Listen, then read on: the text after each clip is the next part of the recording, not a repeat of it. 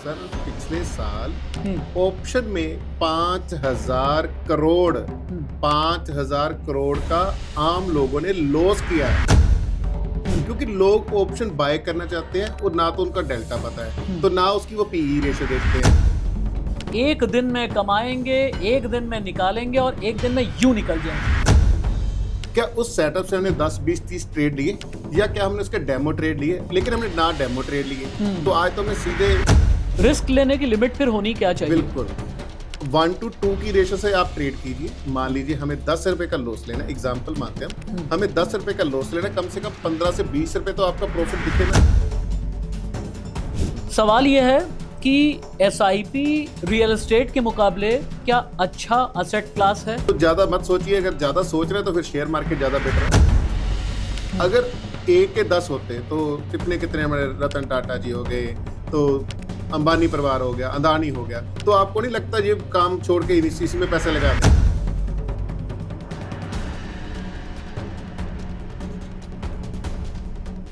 दोस्तों, YouTube की इस भाग दौड़ में बहुत बार आपको विश्वास मिलता है, लेकिन बहुत बार स्कैम से भी सामना करना पड़ता है ना। स्कैम वहां पर जहां पर आपको दी जाती है पैसों की गारंटी, जहां पर यह कहा जाता है कि बस चंद पैसे लगा लो और उसके बाद आप बन जाएंगे लखपति, करोड़पति, अरबपति, और यहां पर तो खरबपति बनाने वाले भी बैठे हुए हैं ना। लेकिन मैं कभी भी स्कैम की बात नहीं करता, मैं कभी भी आपसे झूठा वादा नहीं करता, मेरे गेस्ट कभी भी आपके सामने आग का ढिंडोरा बजा करके जमहूरों जैसी बात नहीं करते।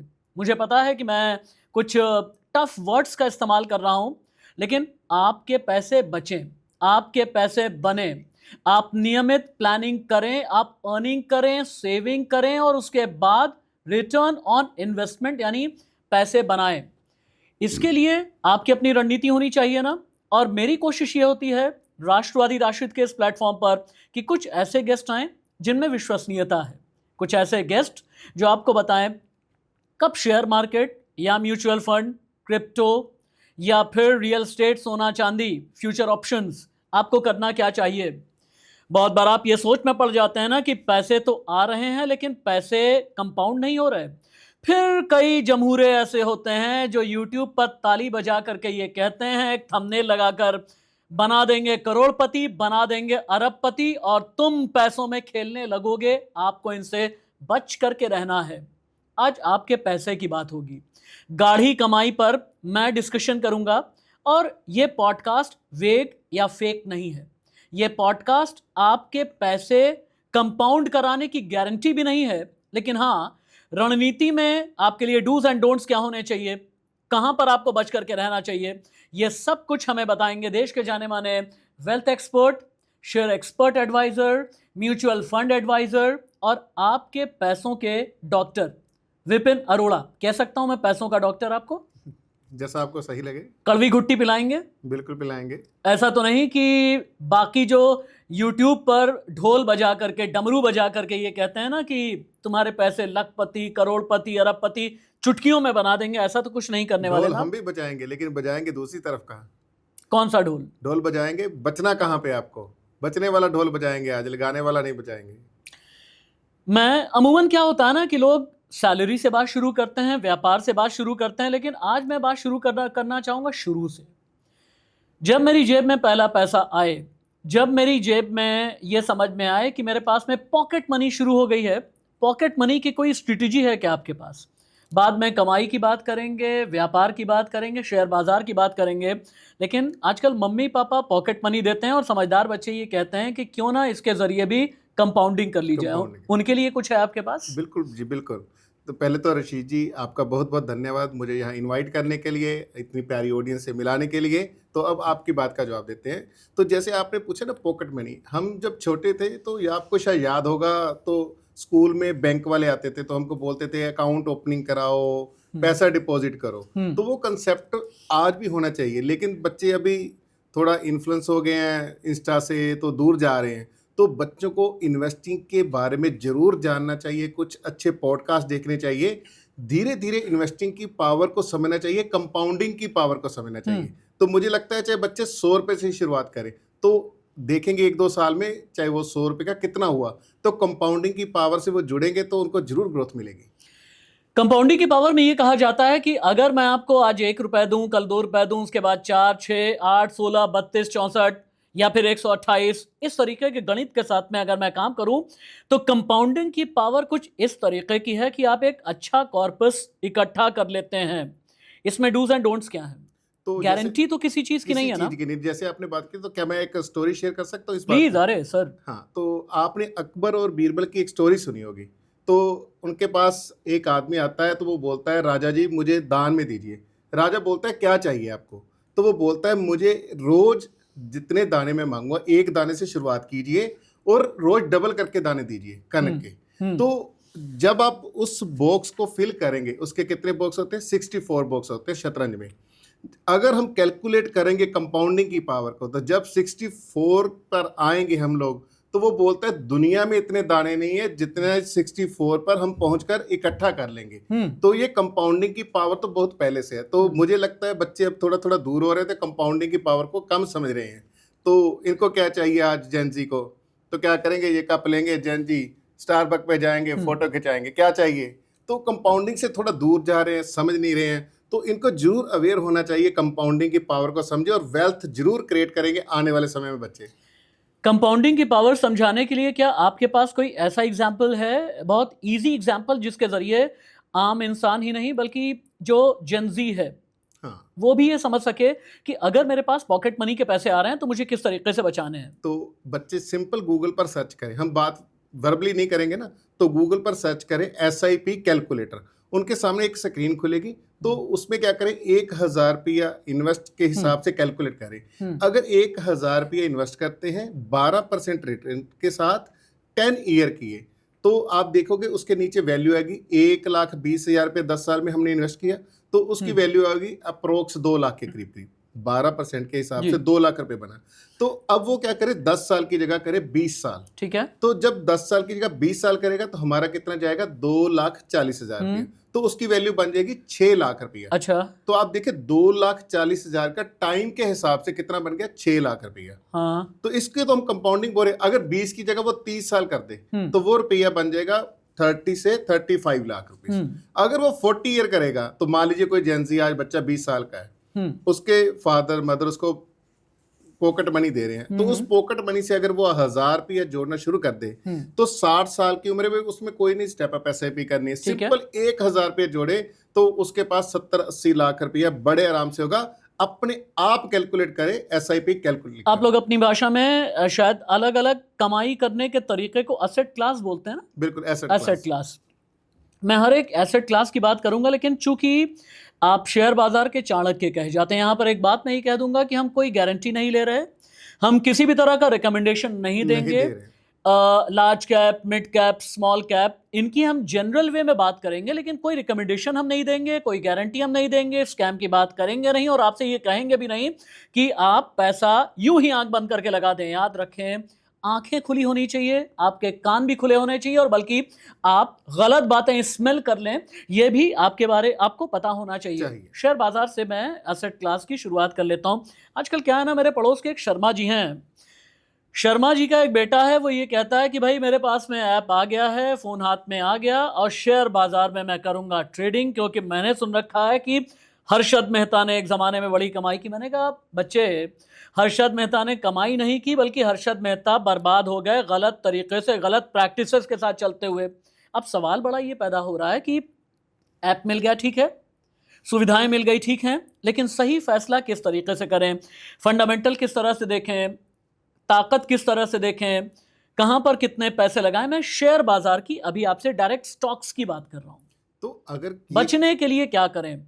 देखिए, बगैर सेटअप से अगर हम ट्रेड करेंगे तो बचेंगे कैसे? तो लोग क्या करते हैं, जैसे आपने बहुत बोला, ये जो हमारे पास खिलौना है ना, तो ये खिलौने को हम मनी को ऐसे यूज कर रहे हैं जैसे वो रियल मनी नहीं है। तो कोई भी आदमी बाजार में कोई चाहे आप शर्ट ही लेने जाते हैं तो कितनी शर्ट देखते हैं, 8-10 शर्ट देखते हैं, तो फिर हम एक सिलेक्ट करते हैं। लेकिन शेयर खरीदने के लिए क्या करते हैं, आज मुझे शाम को 10,000 रुपये के ऊपर 1,000 रुपये चाहिए, तो हम कितनी इन्वेस्टमेंट ढूंढ रहे हैं, 10% डे की, ठीक है, मंथ की नहीं बोल रहा मैं, डे की निकालना चाह रहे हैं। तो पैसा कैसे बढ़ेगा, उसको ना तो पता है भी इसका प्राइस डी के होगा, ना उसने कोई सेटअप देखी। तो बच्चे या कोई भी बड़े भी, जैसे मैंने भी स्टार्टिंग में गलती की, जब मैंने इस जर्नी को शुरुआत की तो उस समय गोल्ड का भाव ना 70,000 के करीब करीब चल रहा था। तो मार्केट में बड़ी न्यूज़ चल रही थी गोल्ड 1 लाख पर जाएगा। हाँ, तो मैंने क्या किया, एक फ्यूचर बाय किया। तो फ्यूचर बाय किया तो मुझे लगा ये तो लाख पे जाएगा। हाँ, तो फिर मैं फ़ोन पे देख रहा हूँ वो कभी मुझे 25,000 प्रॉफिट दिखा रहा है और 25,000 लॉस दिखा रहा है। हाँ, तो ऐसा मुझे लगा यार सुबह तक तो बात बन जाएगी। जब मैं सुबह उठा तो मुझे 75,000 का लॉस हुआ, अच्छा, क्योंकि ना तो मैंने हेजिंग की, तो वहीं से आपने फिर कान पकड़े। कान पकड़े। फिर मैंने सोचा भी यार इसको कैसे सीख सकते हैं, इसमें कोई ना कोई फंडामेंटल होंगे, टेक्निकल होंगे। अब यही बात अपनी आगे बढ़ाइएगा, लेकिन व्यूवर्स को एक बात ये कहना चाहूंगा, सेबी का अपना एक डेटा है जो ये बताता है कि फ्यूचर एंड ऑप्शंस में 93% लोग गवाते हैं और बाकी जो 7% बचते हैं ना, वो भी बहुत, उनमें से कुछ ही थोड़ी बेहतर कमाई कर लेते हैं, क्योंकि उन्हें इस स्ट्रेटेजी का स्टडी उन्होंने किया हुआ होता है। अब अपनी बात आगे बढ़ाएं। सर पिछले साल हम्म, ऑप्शन में 5,000 करोड़ हम्म, 5,000 करोड़ का आम लोगों ने लॉस किया है। तो आप रकम देखिए कितनी बड़ी है, क्योंकि लोग ऑप्शन बाय करना चाहते हैं और ना तो उनका डेल्टा पता है, तो ना उसकी वो पीई रेशियो देखते हैं, ना ही उसका थेटा गामा कुछ भी देखते हैं। ये पीई रेशियो क्या होता है? मैं भी एप्स में देखता हूँ पीई रेशियो लिखा होता है, क्या होता है ये? पीई रेशियो को हम लॉन्ग टर्म के लिए इन्वेस्ट करते हैं, उसके प्राइस अर्निंग रेशियो बोलते हैं हम। आसान शब्दों में बताइए। तो जैसे हम देख रहे हैं अभी प्राइस आज कंपनी ने इशू किया 10 रुपए के हिसाब से, ठीक है। आज उसका भाव है, उस प्राइस का भाव है मान लीजिए 100 रुपए, तो पीई रेशियो बढ़ के होगी 30। तो यानी प्राइस अर्निंग के हिसाब से प्राइस ज्यादा बढ़ चुका है, उतना पीई रेशियो ज्यादा रिस्की हो गया है। तो अगर पीई रेशियो के साथ मैच करें, बड़ा फार्मूला है, समझाने में 3-4 मिनट लगेंगे, तो आसान समझते भी पीई रेशियो अगर कम होगी तो हमको पता चलेगा ये वैल्यू प्राइस पे हमको मिल रहा है, यानी ओवर प्राइस नहीं है इसका। ठीक है। तो अगर हमको लॉन्ग टर्म इन्वेस्ट करना है तो हम पीई रेशियो देखते हैं। तो ऑप्शन को भी हम किसी एक सेटअप के साथ लेंगे, बाय करें, कोई बुराई नहीं। अगर आप 15 मिनट में ट्रेड कर रहे हैं कोई बुरा नहीं है, लेकिन क्या अगर हमारे पास सेटअप है, क्या उस सेटअप से हमने 10, 20, 30 ट्रेड लिए, या क्या हमने उसके डेमो ट्रेड लिए? लेकिन हमने ना डेमो ट्रेड लिए, तो आज तो हमने सीधे सर आपने कहा कि 15 मिनट का अगर ट्रेड ले रहे हैं, किसी भी तरीके की बुराई नहीं है, लेकिन इसी 15 मिनट के ट्रेड के चक्कर में ना बहुत लोग जुआ खेलने लगते हैं। इस तरीके का जुआ खेलते हैं कि हमें यहाँ पर एंट्री लेनी है, पता होता नहीं कि एंट्री का सही, और सच्ची बात तो यह है कि अंदाज़ा वाकई आप नहीं लगा सकते, लेकिन बिना स्ट्रेटजी के आपने गलत टाइम पर एंट्री ली, आपको पता ही नहीं कि स्टॉप लॉस जैसी चीज़ क्या होती है, आपको पता ही नहीं कि कैंडलस्टिक पैटर्न क्या होता है, आपको पता ही नहीं, जैसे आपने बताया कि फंडामेंटल्स, पी रेशियो आपने पढ़ाई की नहीं और आप जुआ खेल करके निकल गए। एक और जुआ है इंट्राडे का, यानी एक दिन में कमाएंगे, एक दिन में निकालेंगे और एक दिन में यूं निकल जाएंगे। इस जुए से बचने के लिए क्या करना है और ये जुआ कितना खतरनाक है? मैंने बोला ना 5,000 करोड़ का लॉस किया है एक साल में ऑप्शन में। तो किन लोगों ने किया? जो लोग जुआ खेल रहे हैं। जुआ क्यों बोल रहे हैं? जब हमको गाड़ी चलानी नहीं आती, तो अगर मैं रोड पे गाड़ी लेके निकलूंगा, अगर मुझे गाड़ी चलानी नहीं आती तो मैं क्या करूंगा? किसी के बीच मारूंगा। तो मैं इसको रियल एग्जांपल से समझाता हूँ। जैसे मेरे पास एक क्लाइंट है, तो लास्ट ईयर उन्होंने 15 लाख का लॉस किया ऑप्शन फ्यूचर में। अच्छा। तो और उन्होंने सीखा भी नहीं। तो मुझे उनसे यही सवाल था, मैंने उनसे पूछा यार जब तक आपने इसको सीखा नहीं तो आपके अंदर इतना मतलब कॉन्फिडेंस कैसे आया? जैसे आपका 50,000 चला गया तो नेक्स्ट डे आप ट्रेड कैसे ले रहे हो? तो लोग ना क्या करते हैं, मान लीजिए जैसे मेरा 75,000 का लॉस हुआ, तो मेरे माइंड ने क्लिक किया यार ये चीज सीखने वाली है, अगर सीखेंगे तो इससे कमाएंगे। तो वो लोग क्या करते हैं, वो आ जाते हैं रिग्रेट में, यार मुझे ये पूरा करना है। तो उससे बड़ी पोजीशन भी कई बार लोग बाय करते हैं। तो बाय करने के चक्कर में क्या होता है, पहला भी लॉस हुआ, फिर अगले दिन और लॉस हो गया। अब मुझे हो गया भी आज मुझे 1 लाख पूरा करना है। करते करते करते जब तक हमारा बैंक अकाउंट खाली नहीं होता ना, तब तक हम वेट करते हैं उस पैसे को पूरा करने के लिए। अगर हम सीखने में थोड़ा समय लगाएं, रिस्क लेने की लिमिट फिर होनी क्या चाहिए? बिल्कुल 1 to 2 की रेशो से आप ट्रेड कीजिए। मान लीजिए हमें 10 रुपए का लॉस लेना है, एग्जांपल मानते हैं हमें 10 रुपए का लॉस लेना है, कम से कम 15 से 20 रुपए तो आपका प्रॉफिट दिखे ना, जो भी आप ट्रेड लें।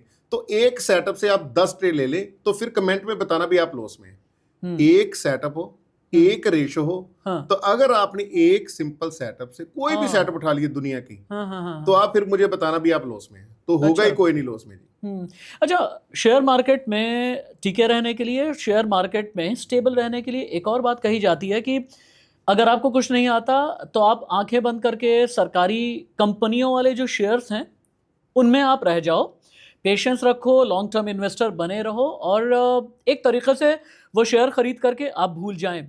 ये भी इन्वेस्ट करके रिटर्न कमाने का एक ठीक जरिया हो सकता है क्या? ये बिल्कुल हो सकता है, लेकिन फिर भी आपको फंडामेंटल आने चाहिए। लेकिन उससे एक बढ़िया और तरीका मैं आज आपको बताता हूँ। तो आपने इंडेक्स का नाम सुना होगा, मैं धीरे बताऊंगा इंडेक्स किसे कहते हैं। हमने इंडेक्स सुना, एक जैसे हमने सोचते हैं निफ्टी 50 इंडेक्स। जी हाँ। तो इंडेक्स में क्या होते हैं, 50 कंपनी के शेयर होते हैं। उस 50 कंपनी में फॉर एग्जांपल किसी भी कंपनी का नाम ले ले, अगर कोई कंपनी परफॉर्मेंस बढ़िया नहीं कर रही है तो सेबी क्या करेगी, उस कंपनी को बाहर निकाल देगी। अच्छा। तो जो बढ़िया कर रही है उसको उसमें ले आएगी। तो उस फंड को निफ्टी 50 में 50 स्टॉक तो चाहिए, ठीक है। उसमें 45 तो होंगे ही नहीं कभी भी। तो 50 तो रहेंगे। तो आप क्या करिए, निफ्टी 50 की ETF ले लीजिए। ठीक है। तो सबसे बेटर है ना, आपके पास हमेशा ही आपकी पॉकेट में या आपकी बास्केट में 50 ऐसे शेयर रहेंगे जो हर एक साल ग्रोथ देते जाए, कोई चाहे कम चले चाहे बढ़िया चले। अगर आपको 15% की रिटर्न आ जाए तो ज्यादा आ रही है वैसे तो, अगर 15% की रिटर्न आ जाए तो और हमको क्या चाहिए। अच्छा, आपने ETF की बात की है, यानी एक्सचेंज ट्रेडेड फंड, बिल्कुल गलत अगर मैं नहीं हूँ। ये ETF का जो कॉन्सेप्ट है ये सिर्फ निफ्टी 50 के साथ ही नहीं चलता। ये कॉन्सेप्ट जो है gold ETF, silver ETF, real estate ETF, और ये कहते हैं कि कम से कम ETF के जरिए आप फिर भी एक बफर जोन में होते हैं, वो बफर जोन जो आपको एक शॉक एब्जॉर्बर दे रहा होता है। सही कहा। ETF को आसान शब्दों में समझाएं, क्योंकि बहुत से व्यूअर्स, मेरे व्यूअर्स ऐसे हैं जो शायद चाय की टपरी पे भी बैठे होंगे, पान की दुकान पर भी बैठे होंगे, शायद खेल रहे होंगे, और बहुत से ऐसे होंगे जो गली मोहल्ले पे में बैठ करके अपने दोस्तों के साथ यूं देख रहे होंगे कि राष्ट्रवादी राशिद में आज आसान शब्दों में चीज़ें सुनने को मिलेंगी। ETF को आसान शब्दों में बताइए, मुझे कुछ नहीं पता, मैं अज्ञानी हूँ, मैं निपट अज्ञानी हूँ, तो मुझे ETF आप कैसे समझाएंगे? तो ETF को ज्यादा समझने की हमको जरूरत ही नहीं है, क्योंकि अपने दिमाग क्यों लगाना है। तो जो बड़े बड़े फंड मैनेजर बैठे हैं उसको माइंड उनको लगाने दीजिए। ठीक है। आप सिंपल भाषा में उसको इन्वेस्ट कीजिए। इन्वेस्ट कैसे करना है, आप गूगल पे सर्च कीजिए कौन सा ETF अच्छा है, जैसे निफ्टी 50 ETF फंड्स नेम लिखिए, जैसे आपके पास आ जाएगा HDFC ETF, निपॉन ETF। फिर आप गूगल पे देखेंगे तो 5 साल का आपके सामने चार्ट आ जाएगा। ठीक है। तो उस लाइन के हिसाब से आप देखिए आपको कौन सा ETF अच्छा लगता है, उसमें आप सिंपल इन्वेस्ट कीजिए। ठीक है। तो ज्यादा मत सोचिए, अगर ज्यादा सोच रहे हैं तो फिर शेयर मार्केट ज्यादा बेटर है। यहाँ पर एग्जाम्पल के तौर पर अरोड़ा जी ने कुछ नाम लिए हैं, लेकिन ये एग्जाम्पल के तौर पर है, रिकमेंडेशन बिल्कुल भी नहीं है। याद रखिएगा, हम कोई गारंटी नहीं लेते, और यूट्यूब के सर जी जितने भी हमें मॉनिटर करते हैं, मेरी ये गारंटी है कि हम किसी को भी धोखे में रख करके अपने थंबनेल के जरिए, अपने नाम के जरिए, टैग हैशटैग के जरिए हम सिर्फ व्यूज नहीं लेना चाहते, हम सच्ची बात करते हैं। Asset class, SIP, SWP, gold, silver, न जाने कितनी बातें होती हैं। मैंने बहुत से पॉडकास्ट किए, सभी में अच्छा बताया गया कि SIP अगर आप करते हैं और अगर लॉन्ग टर्म इन्वेस्टर हैं, और SIP करने के बाद अगर आप एकदम सो जाते हैं, अपनी आंखें बंद कर लेते हैं कम से कम 8 साल 10 साल के लिए, तो वो अच्छी चीज़ है। बहुतों ने ये कहा कि हर डिप में सिप करो, यानी जब भी मार्केट गिरे तो फिर अपने SIP को स्टेप अप कर दीजिए। लेकिन वही पड़ोस के शर्मा जी, जिनके बेटे की मैं बात कर रहा था, बड़े अच्छे इन्वेस्टर हैं वो, उनका ये कहना था, अरोड़ा साहब, मैंने SIP किया, मैंने रिटर्न भी कमाया। किसी ने मुझसे ये कहा था कि भाई प्लॉट बेच करके SIP कर लो, या फिर प्लॉट या फ्लैट रियल स्टेट से कहीं ज़्यादा कमाई कर लोगे। मैंने ऐसा करने की कोशिश की भी, और मेरी कमाई ऐप में, फ़ोन में बड़ी अच्छी दिख भी रही थी। लेकिन जब मैं उसे भुनाने भजाने गया, यानी जब मैं उसे डाइल्यूट करने के लिए गया, तो भैया तब भी टैक्स लग गया। कहीं पर बीच में थोड़ा निकालने की कोशिश की, शॉर्ट टर्म कैपिटल गेन लग गया, long term capital gain tax लग गया। ये ले दे करके तो बात वहीं पर आकर के खड़ी है। नहीं, मुझे लगता है उनको कुछ कंफ्यूजन है। क्या? तो जैसे आपने जैसे पहले बोला ना, भी मुझे कहाँ पे पैसा लगाना चाहिए, ये आपका सवाल है, कि हम पैसे कब निकालेंगे, कितना टैक्स पड़ेगा, ये आपका सवाल है। तो सवाल ये है कि SIP रियल एस्टेट के मुकाबले क्या अच्छा असेट क्लास है? आसान शब्दों में, क्या SIP का रिटर्न रियल एस्टेट के मुकाबले ज़्यादा बेहतर हो सकता है? मैं ये मान करके चलूं? नहीं, हम इसका कंपैरिजन नहीं कर सकते क्योंकि टिकट साइज अलग है।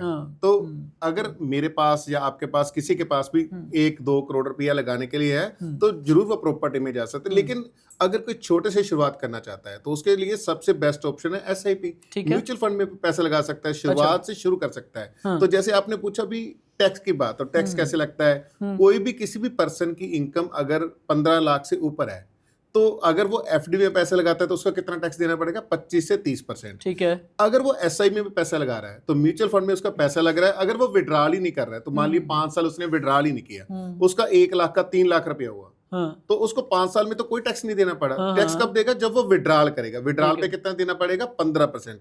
यानी कि चाहे उसकी इनकम के ऊपर 30% टैक्स लग रहा है, लेकिन जो म्यूचुअल फंड की इनकम आएगी उस पे मैक्सिमम टैक्स 15% है आज की तारीख में। तो टैक्स में भी बचत है, लॉन्ग टर्म में ग्रोथ भी ज्यादा है। तो अगर आपके पास पैसा ज्यादा है, मान लीजिए किसी पर 4-5 करोड़ रुपया है, तो उसको पैसा डिवर्सिफाई करके लगाना चाहिए। प्रॉपर्टी में भी लगाना चाहिए, म्यूचुअल फंड में भी लगाना चाहिए, FD में भी लगाना चाहिए।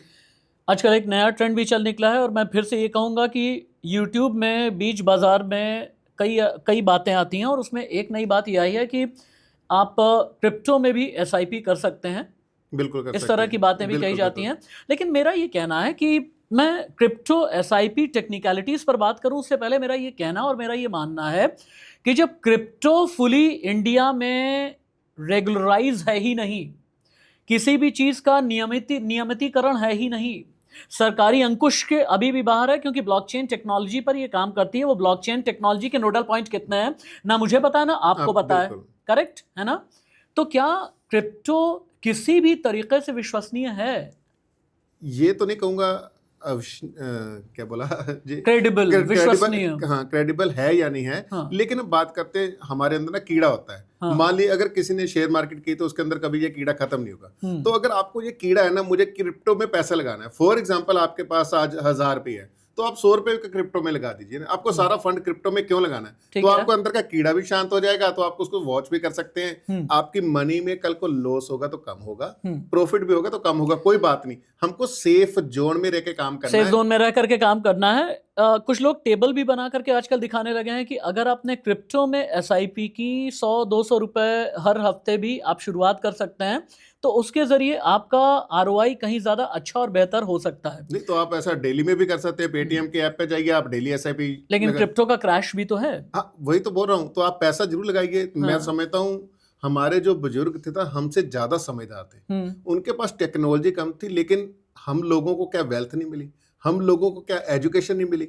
हमको वेल्थ भी मिली, एजुकेशन भी मिली और संस्कार भी मिले, सब कुछ मिला। तो आज हमको लगता है भी हम दुनिया भर का सब कुछ जानते हैं, लेकिन जो हमारे फंडामेंटल थे ना हम उसको भूल गए। तो हमारे जब पिताजी घर में आते थे या हमारी मम्मी जी को पैसा देते थे तो फॉर एग्जांपल उन्होंने 5000 रुपया दिया तो वो पहले बोलते थे ये 500 रुपए की सेविंग करेंगे, ये राशन के लिए पैसा हुआ, ये कपड़े के लिए हुआ, ये कोई गेस्ट आएगा उनको देने के लिए हुआ। तो पैसे को पहले ही डिवर्सिफाई कर देते थे, जिससे हमको मालूम चलता था कि हमको ये पैसा कहाँ कहाँ यूज करना है। चलिए, पैसों के डाइवर्सिफिकेशन की चूंकि आपने बात की है, मैं असेट एलोकेशन पे बाद में जाऊंगा। आपसे एक अलग सेगमेंट में मैं बात करूंगा एसेट एलोकेशन पे। मान लीजिए कोई नौकरी पेशा है और अगर उसकी तनख्वाह सैलरी 50,000 रुपये है, क्योंकि मेरा मानना यह है कि जब 50,000 रुपये जेब में आते हैं ना तभी इन्वेस्टमेंट नाम का कीड़ा आपके दिमाग में आता है, वरना उससे पहले भूखे पेट भजन भी नहीं होता है। यानी सबसे पहले आपकी ज़रूरतें पूरी हो जानी चाहिए, उसके बाद ही ये कीड़ा आए तो ज़्यादा अच्छा है। 50,000 अगर मेरी जेब में आ रहे हैं तो फिर SIP कितने की करनी चाहिए, लगभग SIP के लिए कितने पैसे निकाले जाने चाहिए?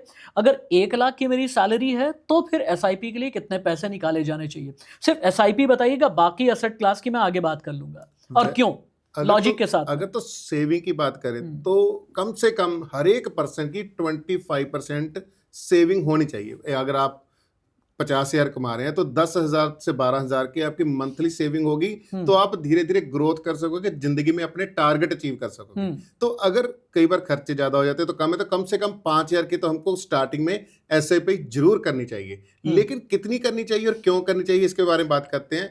अगर आपको पैसा शॉर्ट टर्म में चाहिए, फॉर एग्जांपल आपको लगता है भी मुझे किसी चीज के लिए पैसे की जरूरत है, तो हमको FD में पैसा लगाना चाहिए। तो 4,000 रुपये आप FD में लगाइए, 1 लाख रुपये 1,000 रुपया आप म्यूचुअल फंड में लगाइए। म्यूचुअल फंड की जो भी आप इन्वेस्टमेंट कर रहे हैं ना, तो उसकी रिटर्न आपको 10 साल के बाद दिखेगी। 10 साल से पहले तो आप उसको देखिए मत, हाँ। अगर आप उसमें कंपाउंडिंग की पावर को देखना चाहते हैं। ठीक है। अच्छा, एक बात और भी मैं व्यूअर्स को बताना चाहूँगा। मेरे व्यूअर्स इतने इनोसेंट हैं और इतने मासूम हैं, उन्हें ये लगता है कि एसआईपी कोई जादू की छड़ी है या फिर ऊपर आसमान से आया हुआ सुरखाब का पर लगा हुआ कोई ऐसा औजार है।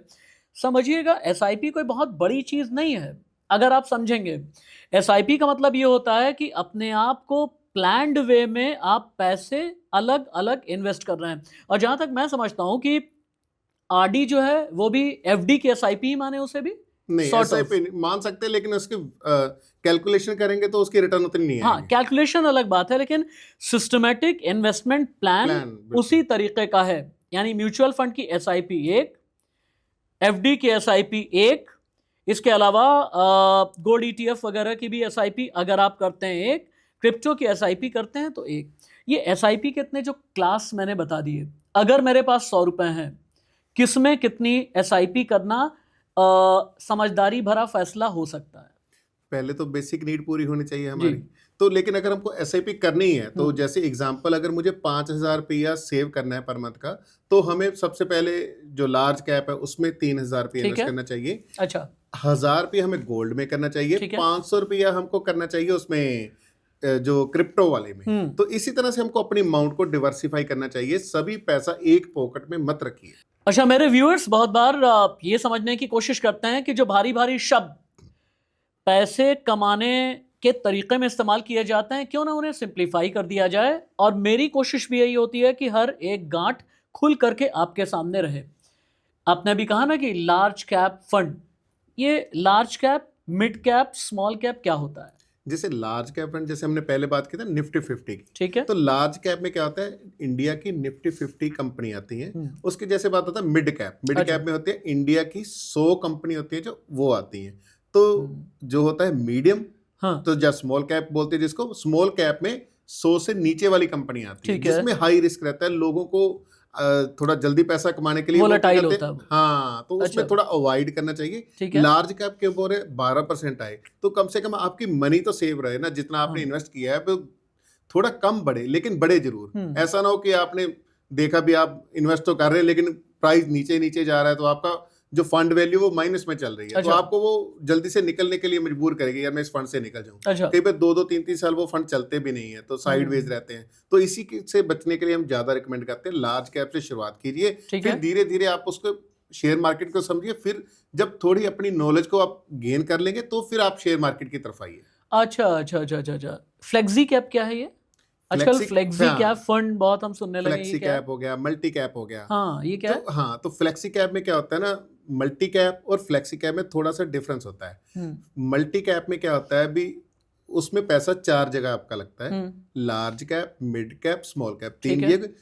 जो 25% मनी में आती है, वो फंड मैनेजर के पास पावर होती है, वो पैसे को कहीं भी लगा सकता है। तो फिर हम बात करते हैं उसके बाद फ्लेक्सी कैप की। फ्लेक्सी कैप में क्या होता है, 25%, 25%, 25%, सेम बिहेवियर किया उसने, ठीक है। लेकिन फंड मैनेजर के पास पावर होती है, अगर उसको लगे तो वो सारे पैसे को स्मॉल कैप में भी लगा सकता है, हाँ। सारे पैसे को वो मिड कैप में भी लगा सकता है। उसके पास चॉइस होती है मनी को कैसे रोटेट करना है। तो इसके लिए, जैसे मैंने पहले पॉडकास्ट पर भी एक बात बोली है, अगर आप फ्लेक्सी कैप को चुनते हैं तो आपके पास क्या होगा, बढ़िया ऑप्शन है, आपने सभी जगह पैसा लगा दिया। अच्छा तो अच्छा अगर अच्छा। आपको लगता है मुझे लार्ज कैप में भी लगाना है, मिड कैप में भी लगाना है, मैं कई बार देखता हूँ लोगों के पास 20-20 म्यूचुअल फंड है, हाँ। तो पैसा चाहे 20,000 ही जा रहा है, लेकिन इतनी बड़ी लिस्ट क्यों, मुझे ये नहीं समझ आती। लोग सीखते नहीं है। मतलब जैसे मैं आज कोई, आप बोलोगे तो मैं बोल दूंगा, तो वो क्या करेंगे, लोग उसमें पैसा लगा देंगे। हाँ। हो सकता है मैं कोई गलत फंड ही बोल जाऊं, तो लोग रिसर्च करें, इसी तरह से उनको पता चलेगा भी मुझे कौन से फ्लेक्सी कैप में पैसा लगाना चाहिए। ठीक है, मैं इससे पहले कि सोने चांदी की तरफ जाऊं और बाकी रियल स्टेट और थोड़ा सा और क्रिप्टो को लेकर के बात करूं, क्रिप्टो में पेनी स्टॉक्स को लेकर के बात करूं, मेरा डर मेरे व्यूअर्स के पैसों को लेकर के इसलिए होता है, मैं चाहता हूं कि स्कैम से वो बच करके रहें। और ऐसे स्कैम जो यूट्यूबर्स दिखाने की कोशिश करते हैं, अपनी एफिलिएट मार्केटिंग के चक्कर में भी बहुत बार स्कैमस्टर बन जाते हैं। कई ऐसे यूट्यूबर होते हैं, मैं किसी का भी नाम नहीं लूँगा, लेकिन एक और स्कैम है, बहुत बार लोगों को ये कहा जाता है कि आप एक मुश्त पैसा दें या हर महीने आप पैसा देते रहें, 6 महीने के बाद आपको ज़्यादा पैसा मिलेगा, और बहुत बार इस तरह की गारंटी दी जाती है। और कभी पिरामिड स्कीम के नाम पर, कभी एक था ना वो बाइक बोर्ड घोटाला, आपको तो याद ही होगा, और इस तरह के न जाने कितने स्कैम्स पंजाब, दिल्ली, हरियाणा, उत्तर प्रदेश, महाराष्ट्र, मध्य प्रदेश, कश्मीर, कन्याकुमारी, तमिलनाडु, बेंगलुरु, हर जगह से इस तरह के केस आते रहते हैं। इन स्कैम से बचने के लिए क्या करना चाहिए? कितने तरीके के स्कैम हैं जो आपके सामने आते हैं? इन स्कैमस्टर्स को पहचानने के तरीके क्या हैं?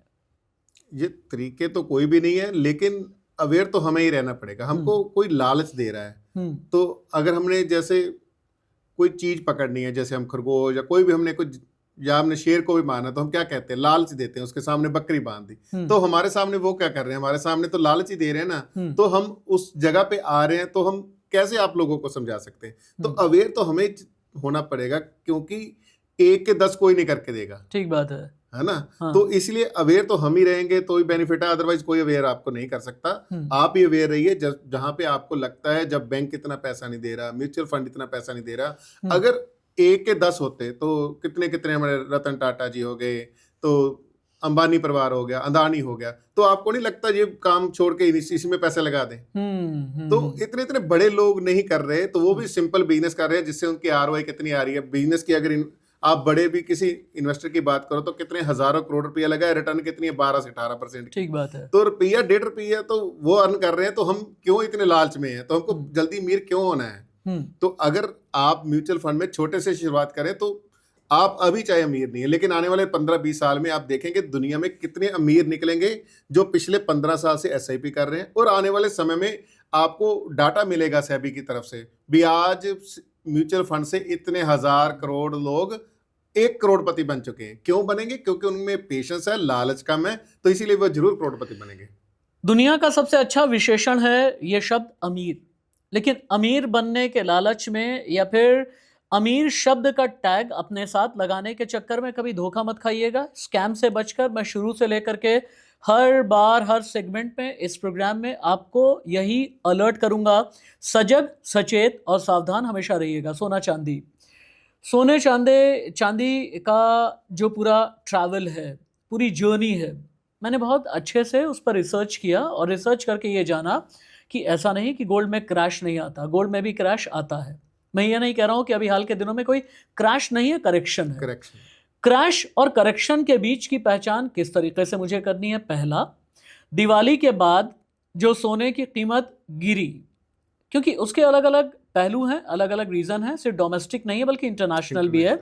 इस पर बहुत ज्यादा शब्द मैं खर्च कर चुका हूं, इसे मैं रिपीट नहीं करूंगा। लेकिन हाल के दिनों में जो हुआ वो क्रैश था या करेक्शन? दोनों के बीच का डिफरेंस क्या है? सोने में इन्वेस्टेड रहें क्या सोना चांदी और भी ज्यादा खरीद लें अगर कीमत कम हुई है तो मैंने वैसे, अगर आप मेरे YouTube चैनल पर जाएंगे तो मैंने इसको पूरा डीपली समझाया है भी प्राइस कहां पर आकर रुक सकता है, और उसको मैंने पूरा पिछले 10-15 साल का एनालिसिस किया है भी प्राइस पहले भी कहां पर रुका। तो पहले तो आप वो वीडियो देख लेंगे तो आपको पूरा कंफर्मेशन हो जाएगी प्राइस कितना नीचे आ सकता है। एक बार समझाइए आप, इस वीडियो में भी समझा दीजिए आप। हाँ, तो हम इसकी जो मेजर टाइम फ्रेम होते हैं ना, मंथली वीकली होते हैं। अच्छा। तो मैंने वीकली के हिसाब से समझाया है भी अगर प्राइस इतना ऊपर चला गया, ये तो ओवर वैल्यूड था, सबको मालूम था, तो मैं काफी 1-1.5 महीने से बोल रहा हूँ ये प्राइस ओवर वैल्यूड है, हमको इसमें बचना चाहिए। तो मुझे ये लगता है, लेकिन ये हमारे ट्रम्प भाई साहब की तरफ से कोई न्यूज ना आए, तो लेकिन धीरे धीरे गोल्ड नीचे जरूर आएगा, 10-15 हजार और नीचे आना चाहिए, चाहे इसको 6 महीने लगे, तो नीचे ये जरूर आएगा। तो वैल्यू पे बाय कीजिए, अभी अगर आपको इतनी ज्यादा जरूरत नहीं है तो मत कीजिए। जैसे आप बोले क्या बेचना चाहिए, तो अगर तो हमने इन्वेस्टमेंट के रूप में लिया है, अगर किसी ने बिस्कुट लिया है तो उसको लगता है मुझे प्रॉफिट बुक करना है, तो बेचना चाहिए। अदरवाइज तो अगर आपके पास जेवर है तो उसको क्यों बेचना है, तो धीरे धीरे बढ़ते रहेंगे। अगर इसका आप पिछले 20 साल 30 साल 40 साल का अगर इसका ग्राफ देखेंगे तो भी गोल्ड ने 18% की रिटर्न दी है। अगर आपने गहने को यूज भी किया, उसको इस्तेमाल किया, तो भी आपके पास 18% की रिटर्न आ रही, तो और आपको क्या चाहिए? नहीं, मैं आपसे एक बात और भी पूछना चाहता हूँ। आपने कहा कि अभी 14-15 हजार का और भी करेक्शन आएगा। अगर 14-15 हजार का और भी करेक्शन का मतलब ये कि 1 लाख या फिर 99-98 हजार भी पहुंच सकता है? 1 लाख बस 95 से लेके 1,05,000-7,000 के बीच तो वो के जो करेक्शन है या क्रैश क्रैश है? नहीं होगी, तो क्रैश इसमें नहीं होगा। क्रैश गोल्ड में कभी भी देखिए इतना ज़्यादा कभी नहीं आया है। अच्छा। 15-20% से ज़्यादा कभी भी कम नहीं होता। आप हुँ। पुरानी स्टडी कीजिए, हाँ, हाँ। तो कभी भी इतना ज़्यादा इसमें क्रैश नहीं आता गोल्ड में। अगर आप सोचोगे ये 70,000 पे दोबारा आ जाएगा, तो ये तो पॉसिबल ही नहीं है। हुँ। तो कितना होगा? इतना ही होगा, और 10-15 इसमें जो मार्जिन है वो निकल जाएगा। अच्छा, तो फिर हाल स्टेबल रहेगा 1-2 साल के हाल के लिए। दिनों में जो करेक्शन आए हैं, इसकी वजह क्या है?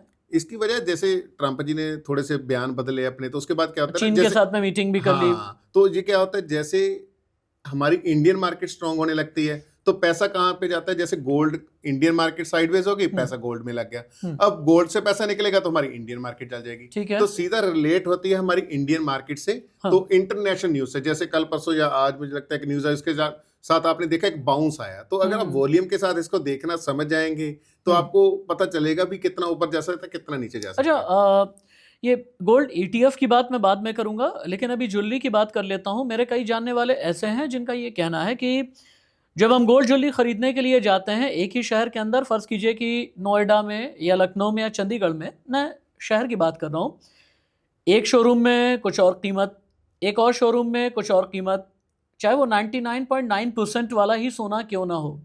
ऐसा क्यों है? फिर क्रेडिबल कौन है? ये बहुत बड़ा सवाल है। मैं ज्वेलरी की अभी बात कर रहा हूँ, ETF पर बाद में जाएंगे। तो ऐसा मुझे क्यों? इसके बारे में नॉलेज नहीं, मैं गलत गाइड नहीं करना चाहता। अच्छा, ठीक है। अब दूसरा मुझे ये बता दें कि गोल्ड ETF और गोल्ड फंड क्या दोनों एक ही चीज़ है?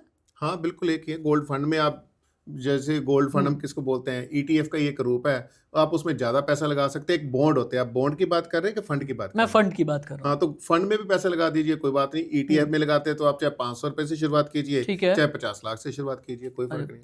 अच्छा, गोल्ड प्राइस जो बुलियन एसोसिएशन का जितना बढ़ रहा होता है, गोल्ड ETF में भी फ्लक्चुएशन वही उस सेम है। हिसाब से होती है। अगर आज की तारीख में फ़र्ज़ कीजिए कि 2000 या 2500, तो ETF में भी उतने ही चेंजेस आएंगे? नहीं, परसेंटेज के और हिसाब से। परसेंटेज की बात कर रहा हाँ, हूँ मैं। बिल्कुल वैसे ही आएंगे। अगर फ़र्ज़ कीजिए कि कहीं पर 1%, 2%, 3% का अगर हाइक होता है, तो ETF में भी हाइक 3% का बिल्कुल है। सेम वैसे ही हाइक आएगा। होगा। गोल्ड ज्वेलरी में जाएँ या ETF में, क्यों? देखिए, अगर तो आपकी बेसिक नीड पूरी हो चुकी है, हाँ। बेसिक नीड जैसे मान लो एक गृहिणी का सपना है, उसके पास गोल्ड का जितनी चीजें, कड़े हो, सर है ना, जी, सेट हो, अच्छा चैन ये तो हो। बताएं, एक मेरी बात तो सुनिए। शादी हुए कितने साल हो गए आपके? 20 साल से ज्यादा हो गए। अच्छा, आपने कहा ना कि अगर आपकी बेसिक नीड पूरी हो गई, मेरी और आपकी तो बेसिक नीड पूरी हो जाएगी, लेकिन भाभी की बेसिक नीड यकीनन पूरी नहीं हुई नहीं होगी, होगी। और वो ज़रूर उन्होंने कहा होगा कि आपसे बड़े ही प्यार से कि विपिन जी या विपिन जो भी बुलाती होंगी। और मेरे ख्याल से जब सोना चाहिए होता होगा तो भाभी अभी कहती होंगी विप्पू, है ना? तो इसलिए basic need, just for a lighter note, तो बेसिक नीड सोना, चांदी और जेवर में कभी भी औरतों की पूरी नहीं होती। अपनी बात आगे बढ़ाइए आप। तो मुझे ये लगता है हमको हर एक जगह से पैसा कमाने की जरूरत नहीं है। हम्म। तो क्या लगता है, तो हमें अगर हमारा परिवार ही खुश नहीं है तो हमें पैसा भी क्या करना है? तो अगर आपको लगता है आपके स्पाउस को या आपके साथी को गोल्ड की इच्छा है, तो आप गोल्ड लेके दीजिए। तो क्या है, कम बढ़ जाएगा, बढ़ेगा तो वो भी ना। तो एग्जाम्पल लाते हैं, अगर गोल्ड 10% भागा तो आपका जेवर भी 10% ऊपर जाएगा। तो क्या होगा, उसमें आपको जो मेकिंग चार्जेस का लॉस हो जाएगा। हाँ। तो फर्क क्या है? तो बात तो एक ही है ना। तो आपकी फैमिली खुश है तो सब कुछ बढ़िया है। गोल्ड ETF के बारे में बताएं, इसकी जर्नी कैसी रही? गोल्ड ETF तो अभी थोड़े समय से शुरू हुआ है। हाँ। तो लेकिन इसकी जर्नी बहुत बढ़िया रही। ETF में या म्यूचुअल फंड का सेम फंड ही है। तो जिससे आप सोचते हैं मैं एवरी मंथ इस पे पैसा लगाऊं, तो अगर आप इसमें 500 रुपये इन्वेस्ट करते हैं, फॉर एग्जांपल ETF का भाव है आज 100 रुपये, तो नेक्स्ट मंथ आपने इन्वेस्ट किया तो उसका भाव था 103 रुपये, आपने 103 पे ले लिया। अब जैसे मार्केट में थोड़ी सी गोल्ड में रिसेशन हुई है, तो मान लो उसका रेट रहेगा 99 रुपीज, तो आपने 99 पे बाय किया, तो उसकी एक एवरेज निकलती रहती है। तो जिससे आपको आने वाले समय में अच्छी रिटर्न मिलेगी। आपको कोई भी ETF म्यूचुअल फंड लेना है तो लॉन्ग टर्म के लिए लेना है। तो आपको यहाँ फोन निकाल के देखना नहीं है भी आज मेरी कितना प्रॉफिट है यार, आज मेरा कितना लॉस हो गया। तो इसको इन्वेस्ट करने के लिए आपको 5 से 10 साल का समय चाहिए। जैसे मैंने बोला, जिन लोगों ने 18% की रिटर्न गोल्ड में ली है, तो उनके पास 20-30 साल से गोल्ड पड़ा हुआ है, उन्होंने रिटर्न ली है, किसी और ने नहीं ली। अच्छा, मैं अब रियल एस्टेट को 2 हिस्सों में बांटना चाहता हूँ। एक तो ये कि जहाँ पर रियल में जाकर के आप फ्लैट या लैंड या कुछ भी खरीद लेते हैं, और दूसरा होता है कि रियल एस्टेट के ETF भी हैं। बिल्कुल है ना, रियल एस्टेट के ETFs भी हैं। रियल एस्टेट के ETFs के बारे में बताएं। ये ETFs कितने पुराने हैं, कितने क्रेडिबल हैं, और अगर मेरा टिकट साइज छोटा है, व्यूअर्स याद रखिएगा, जहां पर मैं टिकट साइज की बात कर रहा हूं, मेरा कहने का मतलब यह है कि जहां पर आप छोटे पैसों से ही थोड़ा बड़ा मुनाफा कमाने की स्ट्रेटेजी बना सकते हैं। अब ये बताएं कि अगर मेरा टिकट साइज छोटा है तो फिर रियल स्टेट ईटीएफ को लेकर के मेरी स्ट्रेटेजी क्या होनी चाहिए? तो मुझे वैसे इसका पूरा मालूम है, 2-3 साल से ही ये शुरू हुए हैं, ज़्यादा लंबा समय नहीं हुआ है। हाँ। अभी लोगों को इसके बारे में मालूम भी कम है और लोग इन्वेस्ट भी कम कर रहे हैं। अच्छा, तो अभी इसके ज़्यादा मैं कहूँ इतने ज़्यादा रिटर्न आ रहे हैं, कितने आ रहे हैं यानी मुझे। एनालाइज करने के लिए आपको कुछ साल का और भी इंतजार करना हाँ, तो पड़ेगा। फिर हम कह सकते हैं जैसे हमारे पास गोल्ड की, सिल्वर की, कमोडिटी की हमारे पास हिस्ट्री है कितने हाँ, समय की। हाँ, तो हमारे पास इसकी अभी इतनी हिस्ट्री नहीं है। हिस्ट्री तो नहीं जिससे है हम अभी। अपने व्यूअर को क्या यानी बोले थे, ढोल बजाकर सही बात करेंगे, गलत बात नहीं करेंगे। वाह, तो क्या हाँ, बात है। यानी स्कैम्स की या फिर किसी भी तरह से आपको बहलाने, फुसलाने, बरगलाने की बात नहीं होगी, ये आप याद रखिएगा। अब मुझे ये बताएं, ज़मीन ले लूं या फ्लैट ले लूं, अगर पैसे हैं एक मुश्त तो पर्सनल व्यू दूं कि जो लोग सुनना चाहते हैं वो दूं?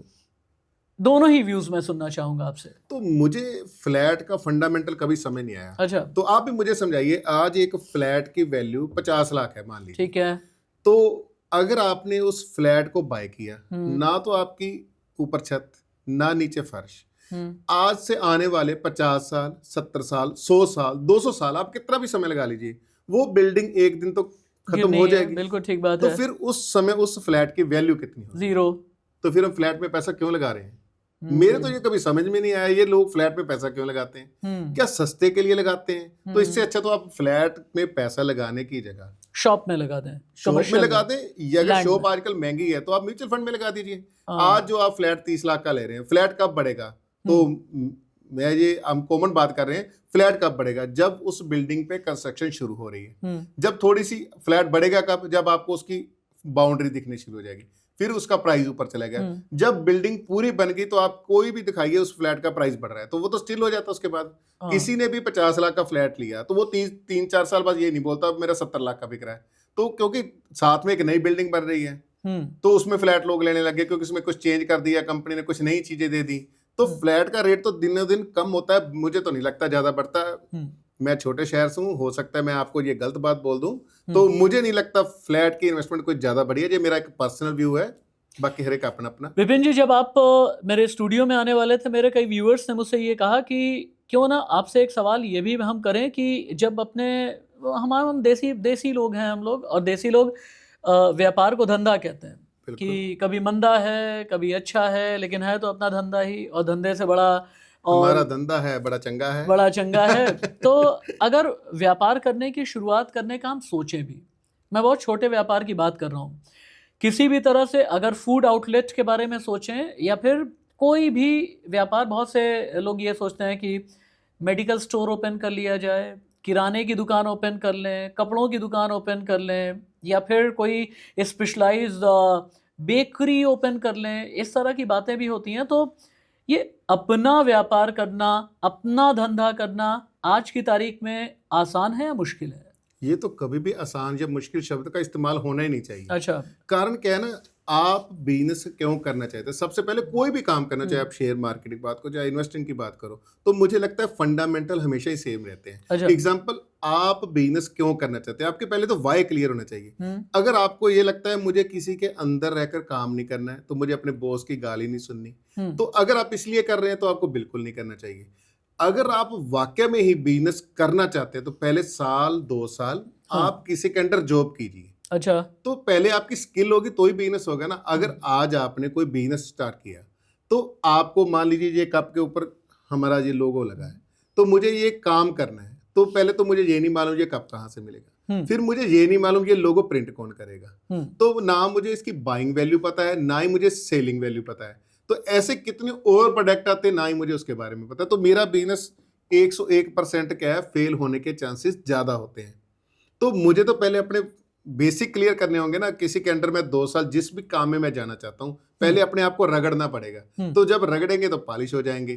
तो दूसरा, अगर दुनिया में सबसे मुश्किल काम क्या है, अपना बिजनेस करना। तो आप अपने काम में नौकर भी आप हो, मालिक भी आप हो। कई बार आपका स्टाफ नहीं आएगा, स्टार्ट में आपको झाड़ू भी लगाना पड़ेगा, पोछा भी लगाना पड़ेगा, आपको ग्राहक को सामान देकर भी आना पड़ेगा, आपको सारा काम भी करना पड़ेगा। तो इस तरह के अगर आप चैलेंज को मतलब के लिए एक्सेप्ट करने के लिए करके तैयार तैयार है। है तो आपको बिजनेस जरूर करना चाहिए। क्योंकि मैं एक छोटे से परिवार से बिलोंग करता हूँ, छोटे शहर में रहता हूँ। तो हमारे पिताजी का बिजनेस था। तो जब हाँ। हम 5वीं 6वीं कक्षा में पढ़ते थे ना, तो हमारे पिताजी हमको दुकान पे लेके जाते थे। तो हम्म। हैंडलूम का काम था, तो हमको बोलते थे इसको बांधो, फिर इसको साइकिल पे रखो, और अब इसको किसी और दुकान पे दे के आओ। हम्म। तो ऐसे अगर आप काम करने के लिए तैयार हैं, हम्म। तो ही आप सरवाइव कर सकेंगे ना। अगर आपके अंदर एक ईगो है, यार ये मैं क्यों करूंगा, तो फिर आप सरवाइव कैसे करेंगे। बिजनेस के फंडामेंटल आप चूज कीजिए, आप किस में जाना चाहते हैं। वैसे विपिन जी, आपको एक बहुत ही इंटरेस्टिंग फैक्ट मैं बताता हूँ और व्यूअर्स भी ये जान लें। और जब मैं ये बात कर रहा हूँ ना, तो मैं किसी भी तरह का ब्रांड एंडोर्समेंट नहीं कर रहा, ये आपको याद रहना चाहिए। नोएडा में एक सेक्टर है, सेक्टर 119। वहां पर दिवाली के ठीक पहले मैंने देखा कि 4-5 लड़कों ने चाट टिक्की पकौड़े की स्टॉल लगाना शुरू किया। पहले 2 लोग, 4 लोग, 6 लोग, और एकाएक दिवाली के बाद अभी चंद दिनों पहले मैं गया तो फिर वहां से गुजर रहा था, तो मैंने देखा कि वहां पूरा ट्रैफिक जैम है। और क्योंकि उस चाट टिक्की पकौड़े की दुकान पर लोगों ने कतार लगाई हुई है, अपनी बारी आने का इंतजार कर रहे हैं। जानते हैं उसका यूएसपी क्या है? यूएसपी का मतलब होता है व्यूअर्स की अलग तरीके का आइडिया क्या है। वो दोना पत्तल जानते हैं? दोना, बिल्कुल बिल्कुल, वो जो ट्रेडिशनल जो हमारा जो चलता है। ट्रेडिशनल जो सूखे पत्ते होते हैं, वो दोना पत्तल में चाट देते हैं। और अपने चाट का नाम भी यही रखा है, दोना पत्तल चाट या फिर दोना चाट। इसकी वजह से लोग वहां पहुंच रहे हैं, ये सोच करके कि हम तो बैक टू बेसिक्स आ गए हैं।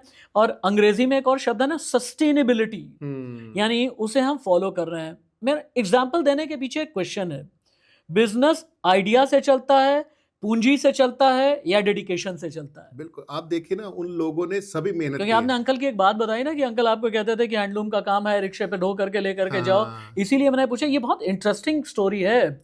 इसीलिए मैं पूछ रहा हूँ कि आइडिया या फिर पूंजी या डेडिकेशन और सिंसियरिटी, किससे बिजनेस सभी चलता है? सभी चीजों से चलता है। हम्म। आप देखिए ना, आपको क्या लगता है ये आइडिया उनके दिमाग में एक दिन में आ गया होगा? हाँ। कितनी कोशिश की होगी। बैक एंड पे आप उनसे जाके पूछिए कभी, तो उन्होंने कितनी मेहनत की। तो आपको नहीं लगता उन्होंने ही बर्तन साफ किए होंगे?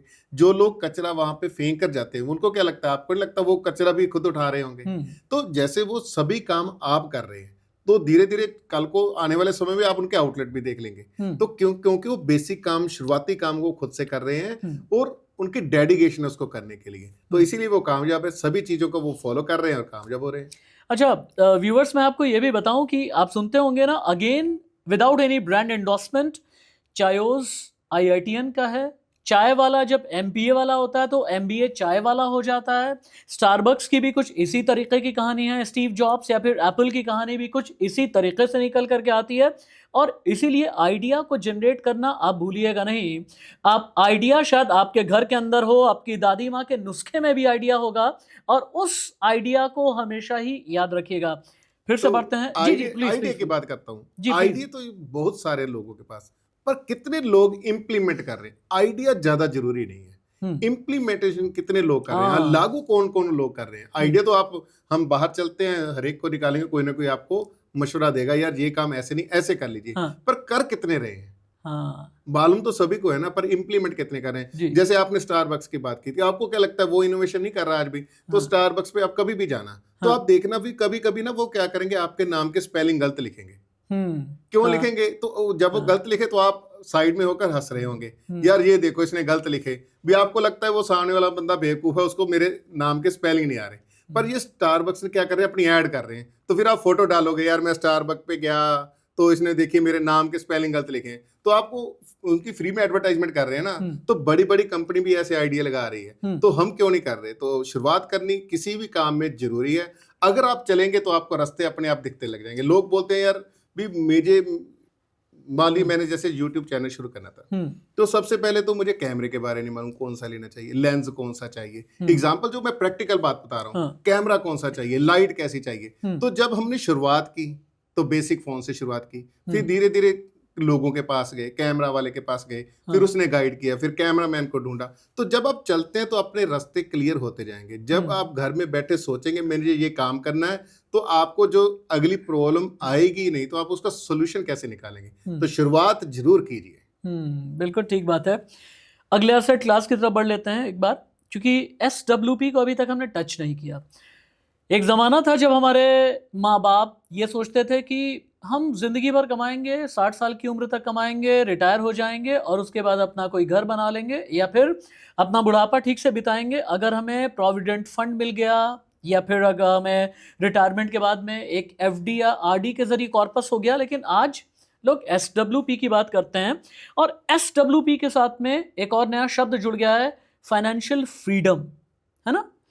ये फाइनेंशियल फ्रीडम के बारे में मुझे कब सोचना चाहिए, इसकी प्लानिंग कैसे करनी चाहिए और अगर एसआईपी में कितना कॉर्पस आ जाए कि मैं एसडब्ल्यूपी के बारे में सोचूं। जैसे आपने बोला ना फाइनेंशियल फ्रीडम, मुझे याद आ गई एक और लाइन, सब लोगों को एक किताब रिकमेंड करना चाहिए, इकागाई किताब है, आप उसको जरूर पढ़िए। तो जैसे आप बोलते हैं ना मुझे फ्रीडम चाहिए, पहले तो लोग बोलते हैं मुझे फाइनेंशियल फ्रीडम चाहिए, तो फिर बोलते हैं मुझे अर्ली रिटायरमेंट चाहिए। अगर आप इकागाई किताब पढ़ेंगे तो वहां के लोग जो है ना वो 100 साल से ऊपर के जीते हैं, तो आप उनको पढ़िए वो कैसे 100 साल से ऊपर जी रहे हैं। तो हमारी लाइफ स्पैम कितना है तो हम देख लेंगे वहाँ। तो हमारे अंदर थॉट पता नहीं कैसे गलत आ गए हैं। अभी हमको लगता है यार मुझे जल्दी फ्री होना है। अच्छा, कोविड में सभी लोग फ्री थे, तो लोगों ने क्या किया उस फ्री टाइम में, क्या यूटिलाइज सही किया? तो पर्सनली बात करते हैं ना, तो लोग तो कुछ लोगों ने किया लेकिन बहुत से लोगों ने बस यूं ही बिता दिया। हम तो 12 बजे लोग उठ रहे हैं, 2 बजे नहा रहे हैं, तो यूटिलाइजेशन कम हो गई। तो आप फ्रीडम किस लिए चाहते हैं? तो आप क्यों ना, अगर आप पैसा कमा रहे हैं तो आप कुछ पब्लिक के लिए कुछ कीजिए, तो उसके लिए ऐसे हमको कुछ ना कुछ करना चाहिए। तो आपका दूसरा सवाल क्या था, मैं भूल गया। एसडब्ल्यूपी। हाँ, एसडब्ल्यूपी हो सकता है ये अलग अलग हर एक के लिए हो। एग्जाम्पल, आपका टारगेट हो, आपको लगता है भी आपको 1 करोड़ रुपया चाहिए जब आप 60 साल के हो, तो मुझे लगता है मुझे 50 लाख चाहिए, तो हम उस हिसाब से उसकी वैल्यू निकालेंगे, मुझे कितना पैसा चाहिए, तो हम उससे शुरुआत करेंगे। मैं चलिए आपके सामने रख ही देता हूं। और मैं फाइनेंशियल फ्रीडम की उम्र 60 नहीं बल्कि मैं 45 से 50 के आसपास रख करके देखता हूं। ठीक है। 45 से 50 बरस की उम्र में अगर मैं नोएडा, दिल्ली एनसीआर में रह रहा हूं या फिर टियर 2 सिटी में रह रहा हूं, मुझे कितने पैसों की जरूरत होगी, एक अंदाजा बताएं आप। तो आप 50 लाख से, हम एक एग्जांपल से समझते हैं, लोग अपने आप देख लेंगे। ठीक है। तो आज आपकी एज मान लेते 30 साल है जी, तो आपको 50 साल में चाहिए 50 लाख रुपया। तो हमारे पास अब 20 साल का समय है, तो हमें कम से कम 15 से 20 हजार रुपया पर मंथ इन्वेस्ट करना पड़ेगा। लेकिन अगर आज आपके पास इतने सोर्स नहीं है, तो आज हम क्या शुरू कर सकते हैं, 5,000 से शुरू कर सकते ठीक हैं। है। लेकिन 5,000 से शुरू करेंगे तभी हम उस टारगेट को अचीव करेंगे। कैसे ठीक है। करेंगे? हमें 5,000 से शुरुआत की, आने वाले साल में उसको हम 10% इंक्रीज करेंगे, ठीक है। उसको 5500 रुपये कर देंगे। फिर आने वाले साल में हम क्या करेंगे, 6,000 कर देंगे। तो 500 नहीं हर एक साल बढ़ाना। दूसरे साल कितना किया, 6,000 किया। ठीक है। तो तीसरे साल हम कितनी करेंगे, 6,600 रुपया। हाँ, जितनी वैल्यू हम पे कर रहे हैं उसका 10% आप इंक्रीज करते जाइए। 5,000 की शुरुआत से अच्छा, आप अपने टारगेट के नियर पहुंच ही जाएंगे। ठीक है। मेरे प्रोग्राम में जब भी मैं अंत करता हूं उससे पहले एक रैपिड फायर राउंड होता है और उस रैपिड फायर राउंड के लिए आपको तैयार होना पड़ता है। अगर अपनी कमर कसना चाहें तो आप कुछ सेकंड में कस सकते हैं, लेकिन इससे ज्यादा का वक्त मैं देता नहीं हूं। आप तैयार हैं? बिल्कुल तैयार है। जल्दी जल्दी सवाल होंगे और जल्दी जल्दी ही जवाब देना चाहिए। शेयर बाजार में एंट्री जुआ है या स्ट्रेटेजिक लीडरशिप का एक तरीका? क्यों? सिंपल जुआ ही है। अगर आप आंख बंद करके इसको करेंगे, बगैर सेटअप के करेंगे, सेटअप के साथ कीजिए, पूरे तरीके से कीजिए, जरूर पैसा कमाएंगे। एसआईपी, एफडी या फिर आरडी? तो मेरे हिसाब से सबसे बेस्ट एसआईपी है। रियल एस्टेट में फ्लैट या फिर लैंड? लैंड। गोल्ड में ईटीएफ, बार या फिर बीवी की ज्वेलरी? मेरे हिसाब से बीबी की ज्वेलरी। कमाने का जरिया ठीक होना चाहिए या बचाने का? दोनों होने चाहिए। अगर आपकी कमाई है तभी आप सेविंग करेंगे, तो अगर आपके पास कमाई नहीं है तो आप सेविंग कैसे करेंगे? पहले लग्जरी, सेविंग या फिर इन्वेस्टमेंट? सबसे पहले इन्वेस्टमेंट। इन्वेस्टमेंट का बेस्ट एसेट क्लास क्या है आपकी नजर में? सबसे पहले तो आपका कुछ, आपके पास 5-10 लाख की या जितनी भी आप समझते हैं एफडी होनी चाहिए। उसके बाद जितना पैसा हो, अगर आप शेयर मार्केट नहीं करना चाहते, म्यूचुअल फंड सबसे बेस्ट तरीका है। अगर मैं आपको 100 रुपए दे दूं तो एसेट एलोकेशन कैसे करेंगे? अगर मुझे आप 100 रुपये दोगे तो मैं तो जैसे इस चीज़ को मुझे सीखने में 4 से 5 साल लगे, तो मैं तो वैसे 100 रुपये पूरा ही म्यूचुअल फंड में लगाऊंगा। तो मेरा जितना पैसा है शेयर मार्केट और म्यूचुअल फंड में लगेगा। लेकिन जब तक आप सीख नहीं लेते, आपको पता नहीं आपके चूज कैसे करना है कोई भी फंड, तो आप पहले क्या कीजिए, उसमें से 30 रुपये आप एफडी में रखिए, 30 रुपये आप म्यूचुअल फंड में रखिए, 20 रुपये आप म्यूचुअल फंड में रखिए, और 10 या 15 रुपये जो आपके पास बचते हैं उससे आपको कम से कम हेल्थ इंश्योरेंस, टर्म प्लान जरूर होने चाहिए। हेल्थ इंश्योरेंस और टर्म प्लान की आपने बात की, इंश्योरेंस या term insurance? Term insurance. Insurance अच्छा है या बुरा? इंश्योरेंस का अगर देखें तो हमारे बुजुर्ग लोगों ने भी इंश्योरेंस करवाई, तो उसकी रिटर्न कितनी, 4% की। इंश्योरेंस की रिटर्न ही कुछ नहीं है, तो हम तो इंश्योरेंस को हम रिटर्न समझे या कवर? कवर तो है ही नहीं उसमें, कितना कवर है। अगर किसी ने 5 लाख की इंश्योरेंस कराई, आज परमात्मा ने किसी की डेथ हो जाए, 2.5-3 लाख रुपए तो उसके भोग पे लग जाता है रुपये। तो अगर आप 5 लाख का एक बीमा ले रहे हो तो उसकी वैल्यू क्या है? यानी इंश्योरेंस छोड़ो, टर्म इंश्योरेंस लो। टर्म इंश्योरेंस लेनी चाहिए। सोना या चांदी? सोना। सोना चढ़ेगा या गिरेगा? रिट्रेस करेगा, गिरेगा नहीं बोल सकते, गिरेगा तो ये बोलेंगे 70,000 रुपए का, रिट्रेस करेगा। चांदी चढ़ेगा या गिरेगा? चांदी को छोड़ते इन्वेस्ट ही नहीं करना चाहिए। निफ्टी सेंसेक्स चढ़ने वाले हैं या गिरने वाले हैं? अभी थोड़े समय साइडवेज हैं, लेकिन आने वाले 2026 में मार्केट ऊपर large cap, mid cap, small cap? Large cap. Crypto या शेयर बाजार? शेयर बाजार। म्यूचुअल फंड या डायरेक्ट स्टॉक्स? डायरेक्ट स्टॉक की जगह आप ETF लीजिए। फ्यूचर एंड ऑप्शंस या सोना चांदी? अवॉइड कीजिए फ्यूचर ऑप्शन को, गोल्ड लीजिए। यानी आपकी नज़र में फ्यूचर ऑप्शंस खतरा हो सकता है? अगर आप सीखेंगे नहीं तो बिल्कुल खतरा है, लेकिन अगर आप जब सीख गए तो फिर थोड़ा खतरा है। इन्वेस्ट करने की सही उम्र क्या है, 30, 40 या 50? मेरे हिसाब से 15 भी बेस्ट है अगर आप सीख गए तो।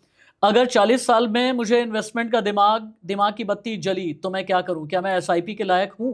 बिल्कुल है। SIP तो एक ऐसी चीज है, मतलब आप वॉरेन बफे की बात करें, वॉरेन बफे बोल रहे हैं अभी, जिसने कंपाउंडिंग की इजाद की, जिसने बनाया, उसने दुनिया के 8वां अजूबा बनाया, तो फिर आप क्यों इसको इग्नोर कर रहे हैं? मुझे नहीं समझ लगती। विपिन जी का बेटा जब कमाने लगेगा तो सबसे पहले इन्वेस्टमेंट का तरीका बताएंगे, सेविंग्स का या लग्जरी का? सबसे पहले उसको मैं जॉब करने के लिए तैयार करूंगा, कहीं पे जाके जॉब करो, समझो भी मतलब दिक्कत क्या होती है, कैसे अपने आप को ग्रो करना है। जब सैलरी मिलेगी तो सबसे पहले इन्वेस्टमेंट कराएंगे क्या? सबसे पहले इन्वेस्टमेंट SIP में कराएंगे या गोल्ड ETF में? SIP में।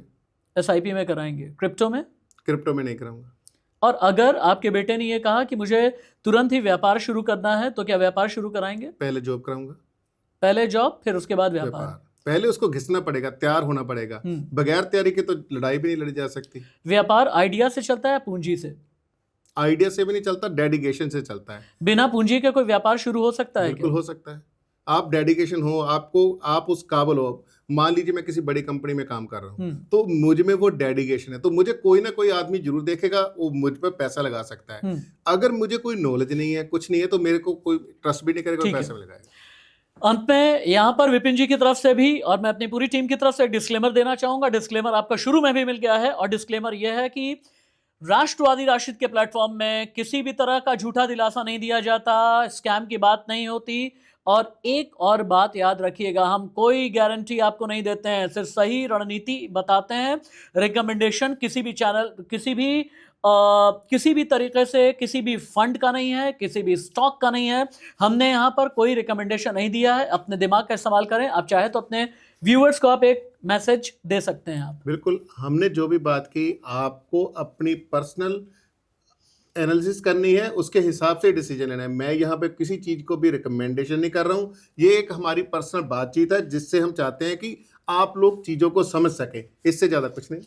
और इस वादे के साथ कि आगे आपकी स्ट्रेटेजी जब कारगर साबित होगी, नीचे कमेंट बॉक्स में आप लिखें जरूर। आपका एक एक मैसेज विपिन जी पढ़ेंगे और विपिन जी रिप्लाई भी करेंगे ना? करेंगे। ये वादा है आपका।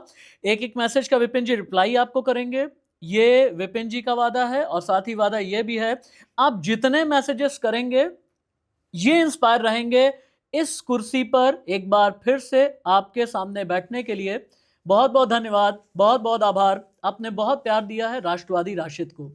इतना ही प्यार आप देते रहिएगा। आपके प्यार की वजह से मेरा हौसला बहुत बुलंद होता है, मेरी टीम और भी मजबूत अपने आप को महसूस करती है। आप हैं तो मैं हूं, और इस उम्मीद के साथ कि आपका आने वाला कल आज से बेहतर होगा, मुझे इजाजत दीजिए। नमस्ते।